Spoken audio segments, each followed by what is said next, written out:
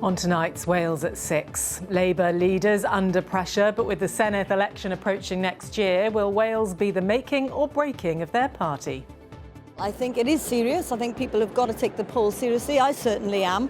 And so the fight is on, and I'm up for that fight, as is my party. And Adrian will be live from the Labour conference in Liverpool. Also on the programme, the holidaymakers who took off from Cardiff for Cyprus and landed in England. Find out what grounded this TUI flight. And they might be on the brink of extinction, but conservationists are not giving up hope for the white-clawed crayfish native to our rivers. Plus,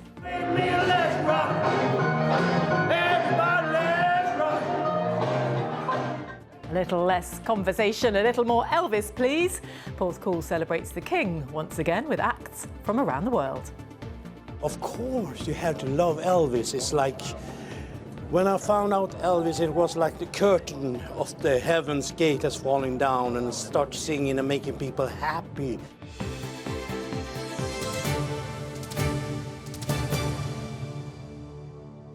Hello, good evening to you. Eluned Morgan admits it's going to be a hell of a fight for her to keep her job as First Minister after next year's Senedd election. She was speaking at her party's UK conference in Liverpool, where the party's reflecting on a tough political landscape. There for us this evening is our political editor, Adrian Masters. Good evening, Adrian. How would you sum up the mood then? Well, the thing with conferences like this is that people are, they're not going around looking miserable, they're not going around looking depressed. I've been to conferences where they are like that. But while they're hopeful, they're also realistic. They know what the problems are, they know what the criticisms are, they know what polls like ours recently have to say. And with 7 months to go until the Senedd election, they know what they're up against. Two leaders under pressure. Keir Starmer is up against critics within Labour. Eluned Morgan is facing the prospect of losing power. Not that you could tell any of that from what they call Welsh Night. That's where, once a year, members from Wales make part of the UK conference their own. Among them, those who will be on the front line in next year's Senedd election. I think it's going to be a challenging election for everyone. You know, we've got a new political system, but we're going in there with hope and a vision for what we want the future of Wales to look like. Thousands of people in Wales are going to really see a boost to their employment rights. So all of that, plus the investment, I think that, you know, it is going to be hard. I'm not going to lie, it's going to be tough. But I think that, you know, Eluned's very clear that we've got to be in it to win it. The frustration's natural. But the message is, trust us, it's a long process, we've got more years to come, and we will change things as quickly as we can. Let's show them Labour never gives up, never gives in. So are you up for the fight? Then bring it on! It'll be brought on soon enough. There are only 7 months to go until the election. And our recent poll suggests that Labour could come a distant third behind Plaid Cymru and Reform UK. I think people have got to take the poll seriously. I certainly am.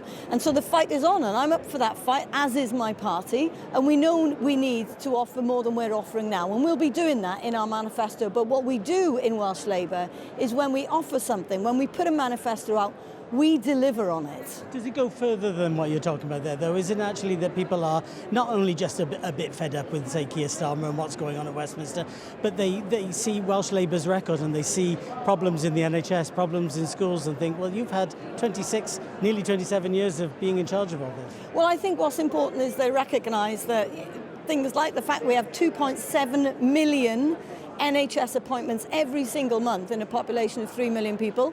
I know we need more.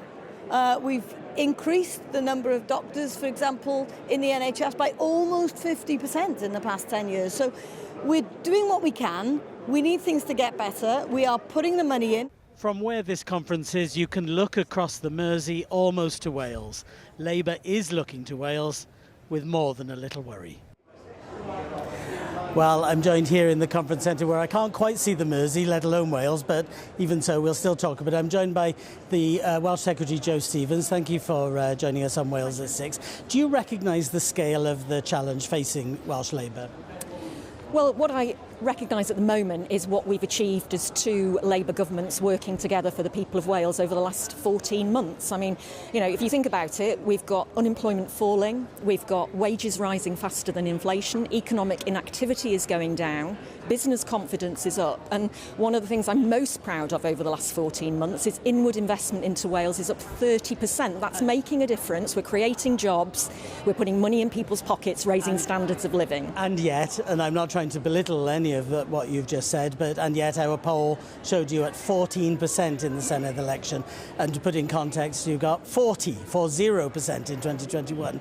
That is a very difficult position for you to be in, isn't it? Look, I'm not underestimating the challenge we have ahead of the Senedd election next May, but you know we are going into that election fighting both on the record of two governments working together and on a message of renewal, hope, a fairer and more prosperous Wales for the future. Is part of the problem that is talking about renewal. You've been in power in Wales for 26 years. You'll be 27 years next year. Well, I think the Senedd election will be very different. Obviously, we're going to have a different voting system. We're going to have more Senedd members. We're also having very many new candidates, so the familiar faces won't be there. And that message of renewal and bringing on a new generation of Labour politicians is one that I think the Welsh public will welcome. Does our poll show that people aren't listening now? They've given you enough chances. They've decided, OK, it's time for somebody else to have a go. No, absolutely not. I think, we stand on our record. We stand on what we've done as two governments together. Two record budget settlements for Wales. We're able to invest hundreds of millions of pounds more into our public services in Wales. We're seeing waiting lists coming down, those long waits down 86% from their peak in March 2020. Too little, too late, though? No, I think, and it will continue up until next May and beyond. Well, so this is about ending austerity in Wales and investing in our public services to make them fit for the future. The problem is your party has been in charge in Wales for all this time. But we've had austerity governments under the Tories and the Lib Dems. We've had the chaos of the last few Conservative governments. It's your party's decisions. No, you cannot do things if you haven't got the money to do them. So Welsh Government now has the money to make those investments. And I might say that both Plaid and the Tories voted against that additional investment into our public services in Wales when they voted against the Welsh budget last year. Time has beaten us, so we can't go into that now, but they do have very robust responses to that, which I'll put another time. Joe Stevens, Welsh Secretary, thank you very much for joining me here at Liverpool. And Andrea Keir Starmer, the Prime Minister, speaks here tomorrow with an awareness of all the pressures and perhaps also more than one eye, worried or otherwise, on what's happening in Wales. More analysis ahead tomorrow. Adrian, thank you. And you can get more from Adrian and the team direct to your inbox with our Substack newsletter. Here is how to sign up. Just scan the QR code on your screen now where you can sign up on Substack. You only have to do it once, and after that we'll automatically email you our weekly newsletter where you can read more in-depth analysis and insight from our reporters into the biggest stories around Wales. It's completely free to sign up, and you can read it on your phone and tablet too. Just scan the QR code to sign up, or if you're already on Substack, search ITV Wales. Now, elsewhere this evening, the Welsh band Super Furry Animals has announced they'll reform for a nationwide tour nearly a decade since their last performance. The rock band formed in Cardiff in the early 90s but haven't released new music since 2016. As part of their tour, they'll be in Llandudno and in the capital for a homecoming gig next year. Holiday makers leaving Cardiff Airport for Cyprus were diverted to Birmingham yesterday after a bird struck the plane's engine shortly after takeoff. No passengers on board the TUI flight from Cardiff to Paphos were injured. Our Consumer Affairs reporter Kate Lewis is at Cardiff Airport tonight with more on this. So what more do we know then, Kate? Well, the Boeing 737, a TUI flight, had not long left the tarmac of the airport behind me when a bird struck one of its engines. The pilot declared an emergency, and eyewitnesses have told ITV Wales how it quickly became apparent that something was wrong as they could see the aircraft circling over the skies, in the skies over in Swansea Bay. Bay Area. This, we now know, was to burn off fuel so the flight could land. Take a look at the footage. Here you can see the flight being diverted to Birmingham, where it did land safely. The plane was met by fire engines and emergency crews. The diversion did force Birmingham Airport to temporarily suspend operations, and it also meant, of course, disruption for those on board. They were put up in a hotel overnight, but they have now continued their journey to Paphos this morning. TUI has confirmed the incident was caused by a bird strike. There was no engine failure. They also say the diversion was precautionary and apologised to those affected. Well, that all explains what was going on. What have the airports had to say? In a short statement, Cardiff Airport said it was aware of the incident and that passenger safety is always its top priority. Now, this sounds dramatic, but bird strikes do occur from time to time. In fact, around 1,000 have been reported over the last year. But just like in this case, they are often dramatic but don't cause too much damage. Kate Lewis at Cardiff Airport, thank you. New guidance and training is set to be rolled out to neonatal staff under plans unveiled by the Welsh Government. It follows some high-profile criticisms of some maternity services and an ongoing national assessment. Isa Farfor reports. Right, let's put you back in then. Nice and cosy. Arms in the air. Oh. For parents spending weeks in a neonatal unit, every touch and every moment together means the world, and every small involvement truly matters. There we go. There you go, darling. Around 2,800 babies are born prematurely or sick in Wales every year. For families, the time spent in a place like this can be overwhelming. But now, a new programme aims to change that. It's traumatising having a baby so early on, but when you've got that support around you, it's just really encouraging, and also it just helps as a family. For me, the worst thing was that I wasn't going to take her home, so that she would be here on the ward. But having the room was amazing because it just meant that I could be close to her. The Welsh Government is providing almost £100,000 to improve standards of care, providing extra training and giving families a stronger voice. No, she's fine. Recently, there have been many problems in maternity services in Wales. What have you learned? Well, that's why we've done the quality statement from Welsh Government, myself and the Health Secretary. So that is about setting out the quality statement for maternity and neonatal.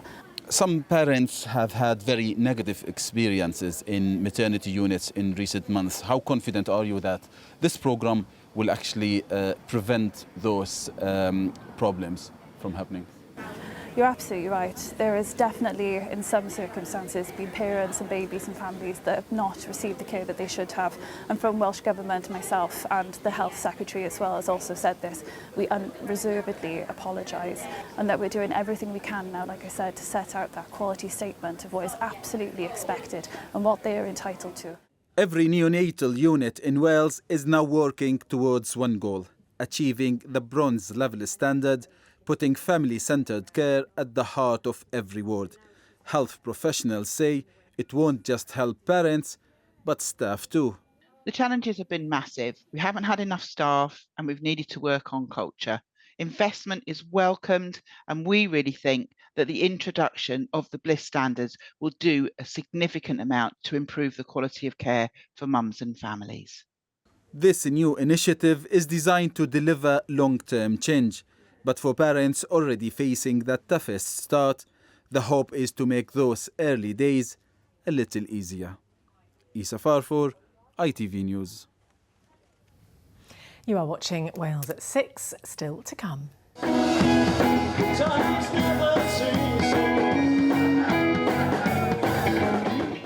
Elvis fans once again flocked to Porthcawl to pay tribute to the King. Meanwhile, our Queen of Weather, Ruth, has left the building, see what we did there, to take in the autumnal sights of Dyffryn Gardens. Hi, Ruth. I can't think of any weather-related Elvis puns whatsoever, Andrea, but what I am going to say is that the season here at Dufferin is certainly putting on quite the show. It is glorious, and we've got some very seasonal weather to come over the next few days. I'll see you in a few minutes.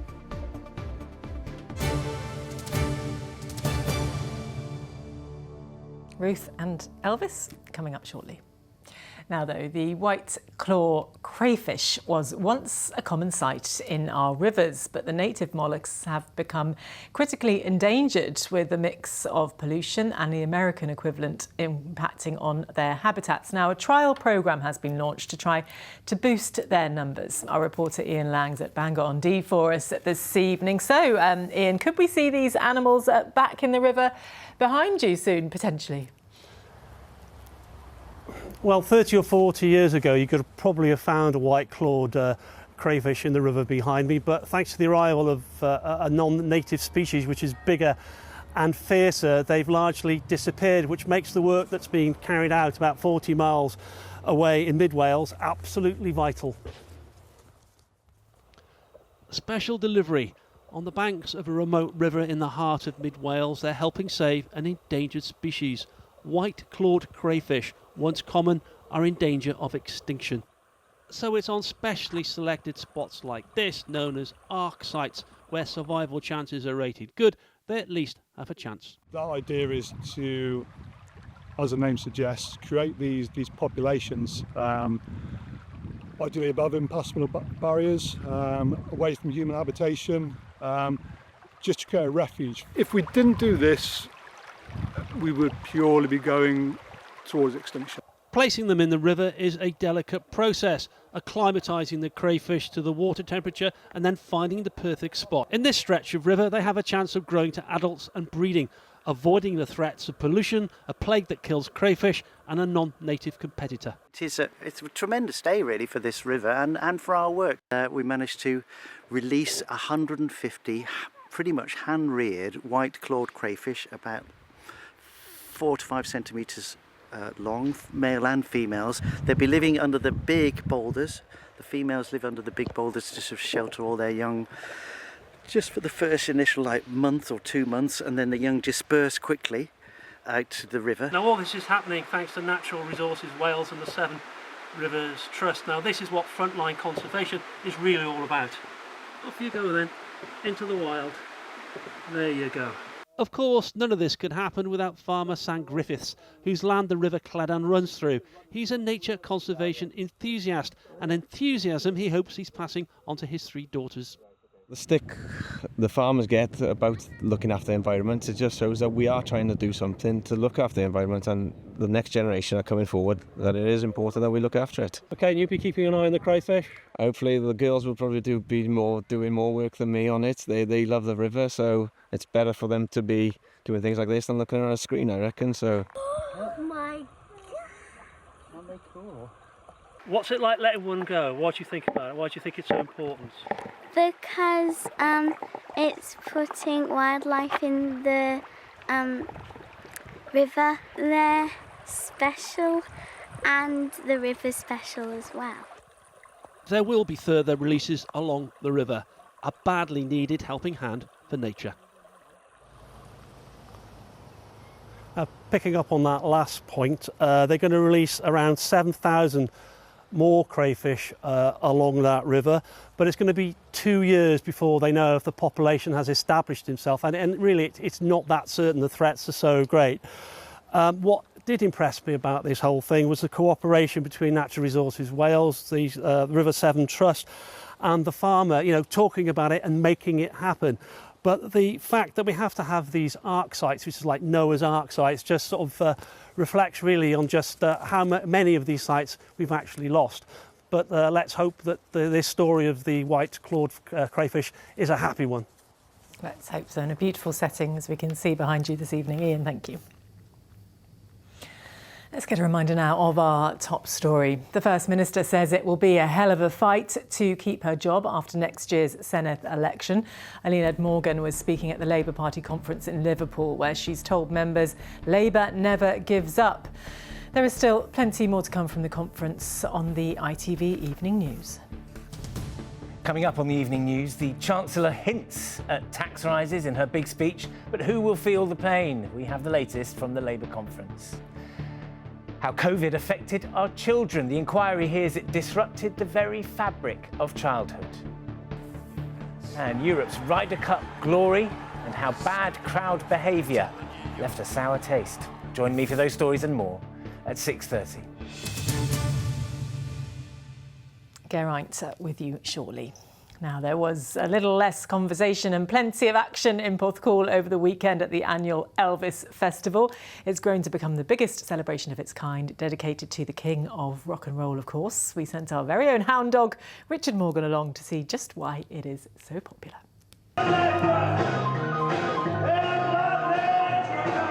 It's September in Porthcawl, and that can only mean one thing. Elvis is in the building. More than one building, in fact, as well as several beer tents, because this is the Porthcawl Elvis Festival, the biggest event of its kind in the world. Well, it's 5 to 11. The Elvis Gospel Show is about to start. Obviously, we've got the cast and crew ready to go, and there's a crowd full of ardent Elvis fans out there in the showdome. Should be good. The outfit looks great, Darren. Thank you very much, sir. What are you going to be doing today out there? 3 gospel songs. I haven't got a clue which ones they are, though. I've got to guess as I go out. As soon as the song plays, I just have to come in. Oh, right. There's a bit of jeopardy there. You feeling nervous? No, I never get nervous. I just love what I do and love seeing how it makes other people feel. So, yeah, I'm just excited to get on there more than anything. Well, we'll let you go. And, thank you very much, sir. Have a good one. Enjoy Thank it. you. God bless you.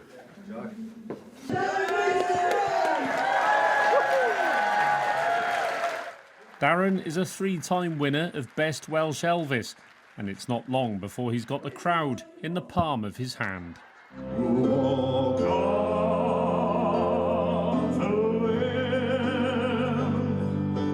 30,000 Elvis fans from all over the UK and beyond come to this festival every year. For many, it's an annual pilgrimage. I've been coming for the last 3 years. What's the appeal? Just love Elvis.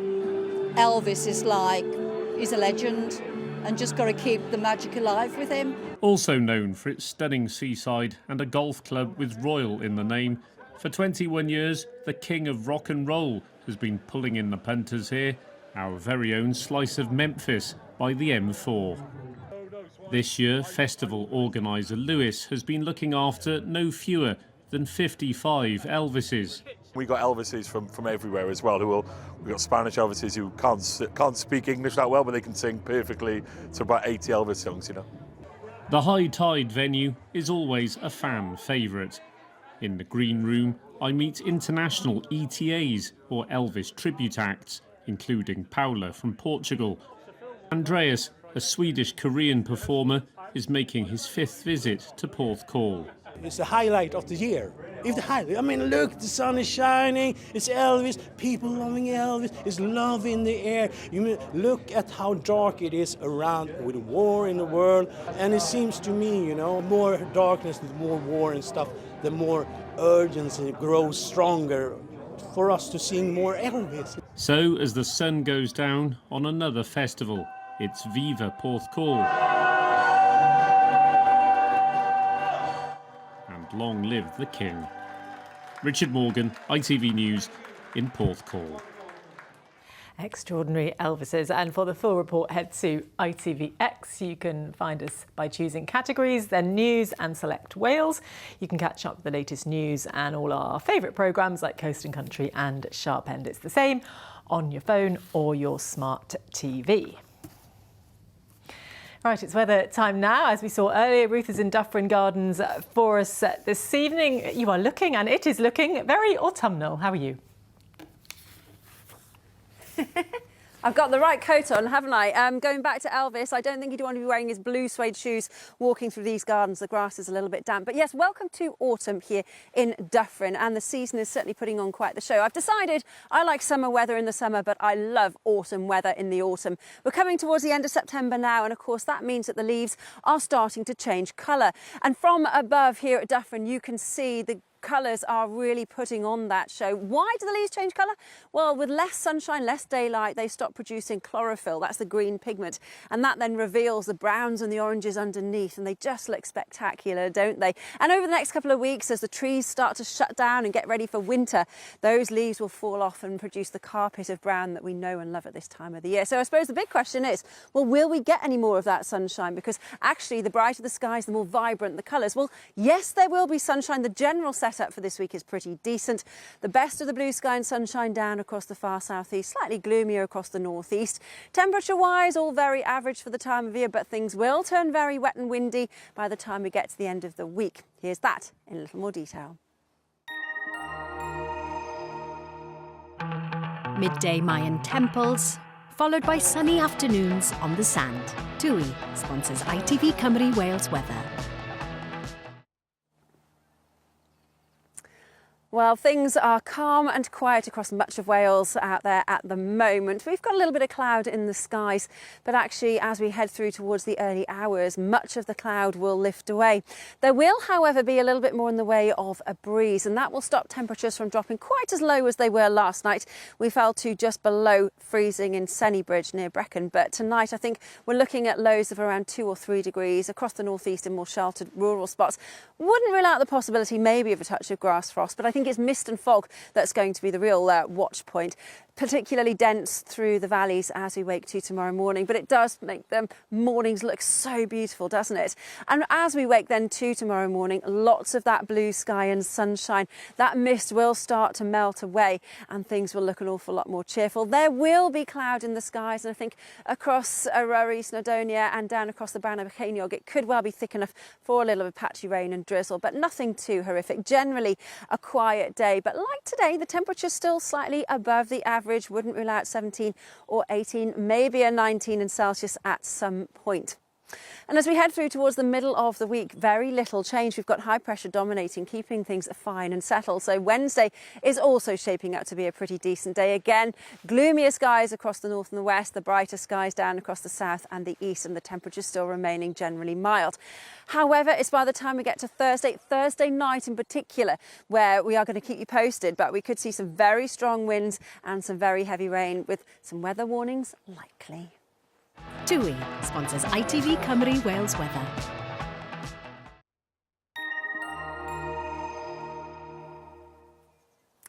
Yeah, it's absolutely glorious here, Andrea. Something about the colours that just makes you feel, well, the season is very definitely in the air. And like I said, over the next couple of weeks, the colours will change and the leaves will start to drop that time of the year. It looks very tranquil. See you soon. And that's all for now. Katie Fenton will be here with your late update for now. From all of us, though, have a lovely evening. Bye-bye.